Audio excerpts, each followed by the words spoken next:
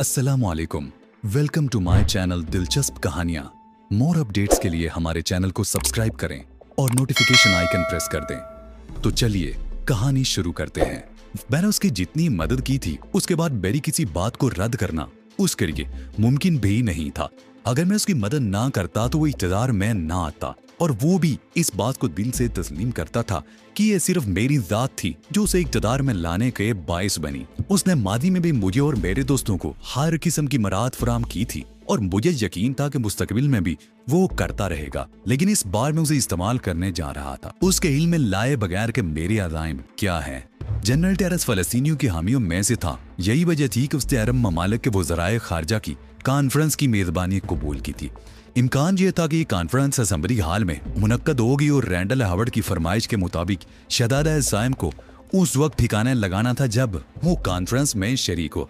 अभी तक मुझे कोई हथियार फराम नहीं किया गया था, लेकिन मैं अंदाजा कर सकता था कि यहाँ से रवाना होने से कबल कोई टाइम बम वगैरह जरूर दिया जाएगा ताकि उसे किसी मुनासिब वक्त पर और मुनासिब जगह नस्ब करने की कोशिश की जा सके। यह भी मुमकिन था, बल्कि यही इम्कान ज्यादा था कि टाइम बम की बजाय मुझे कोई रिमोट कंट्रोल बम दिया जाएगा।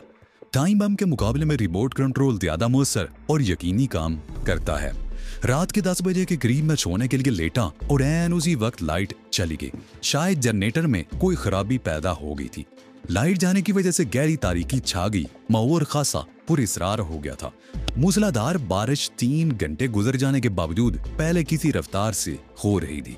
कभी कभी बादलों के गरीने से कबल बिजली चमकती तो चंद लम्हों के लिए रोशनी फैलती और फिर पहले की तारीकी मुसल्लत हो जाती। अंधेरा इस कदर गहरा था कि उसमें चंद कदम के फासले पर भी कुछ देखना मुमकिन नहीं था। लीकवान अभी तक मुराकबे में था। मैं उसे देख नहीं सकता था। इस किस्म के मुराकबे उसके मामूलात में शामिल थे। कुछ अजब नहीं था कि इस आलम में वो सारी रात गुजार देता। बिस्तर पर लेटने के 10 मिनट के अंदर अंदर मैं सो गया। जब मेरी आंख खुली तो मुझे ये महसूस हुआ कि कोई गैर मामूली बात है जिसकी वजह से मेरी आंख खुली। मैंने सबसे पहले अपनी रेडियम डायल वाली घड़ी पर नजर डाली। 10:30 बजे थे। गोया मैं कच्ची नींद से जागा था। मूसलाधार बारिश जारी थी और लाइट अब भी गायब थी। इंतहाई ज्यादा अंधेरा था। अंधेरे के बायस आंखें फाड़ फाड़ कर देखने के बावजूद मुझे कुछ नजर आना महाल था।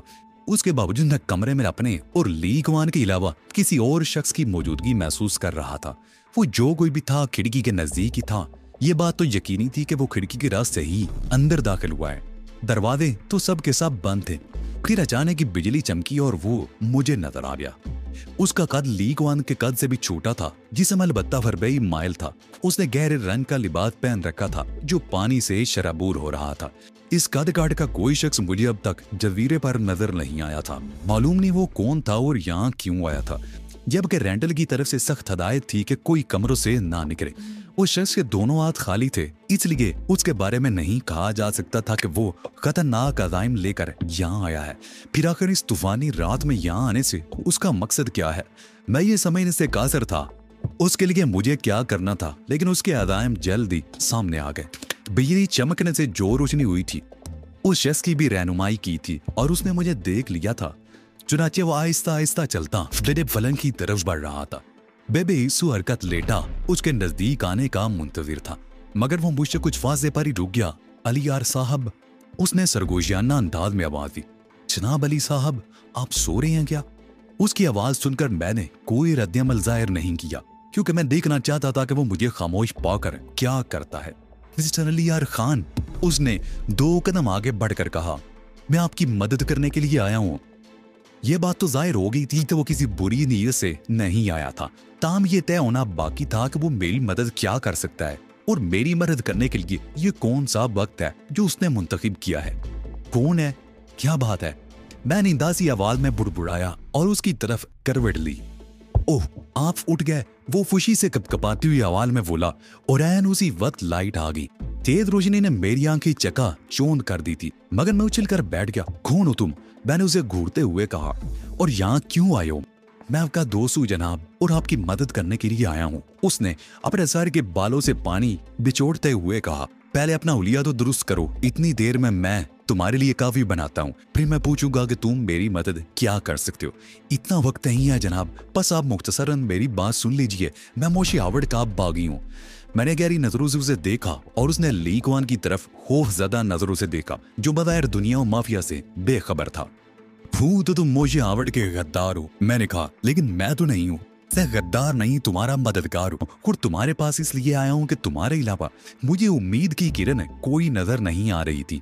मुझे मालूम है कि तुम पर शख्सियत की तब्दीली का अमल किया गया है और वो गैर मुअस्सर साबित हुआ है। अच्छा, मैंने स्पार्डलाइट में कहा और एक सिगरेट निकाल कर और एक सिगरेट सुलगा ली। तुम्हें इस हकीकत का कैसे इल्म हुआ? मैं तुम्हारे सवाल का जवाब नहीं दे सकता, उसने हिचकिचाते हुए कहा।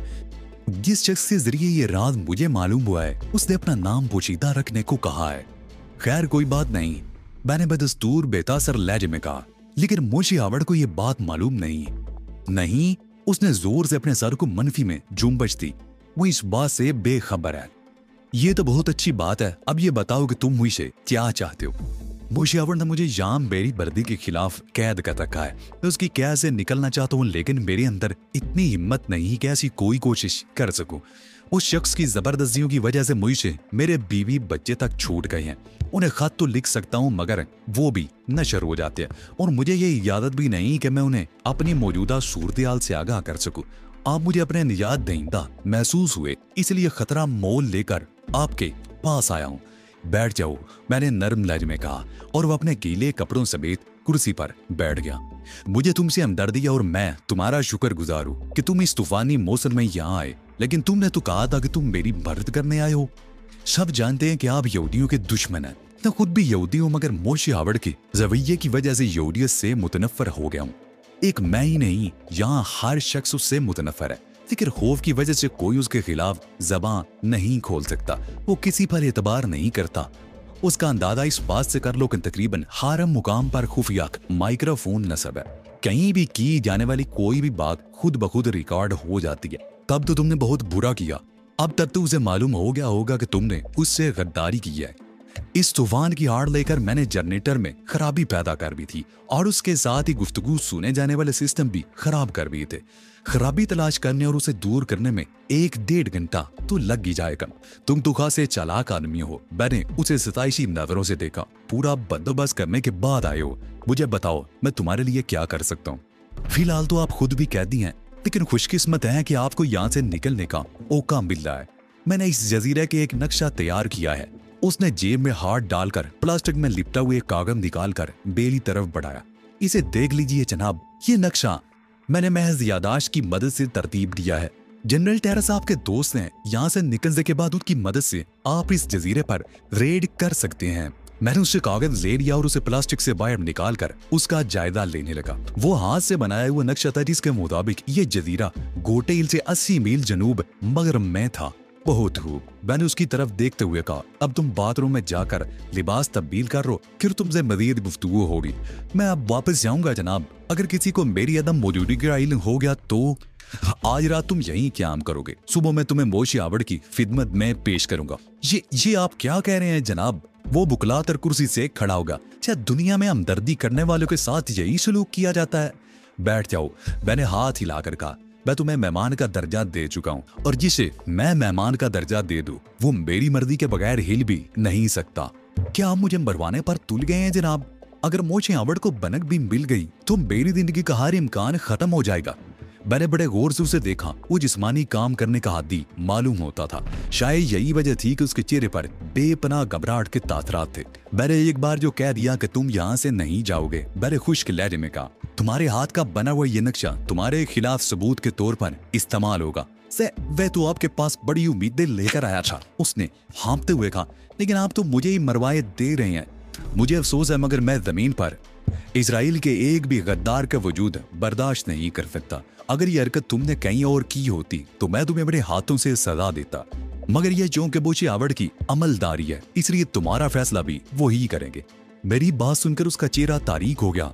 मैंने खुद अपनी जिंदगी अपने हाथों से खत्म कर ली है। जुमले जरा मुख्तसर बोला करो, मैंने तंजिया लेने में कहा। जिंदगी खुद अपने हाथों खत्म करने को खुदकशी कहा जाता है।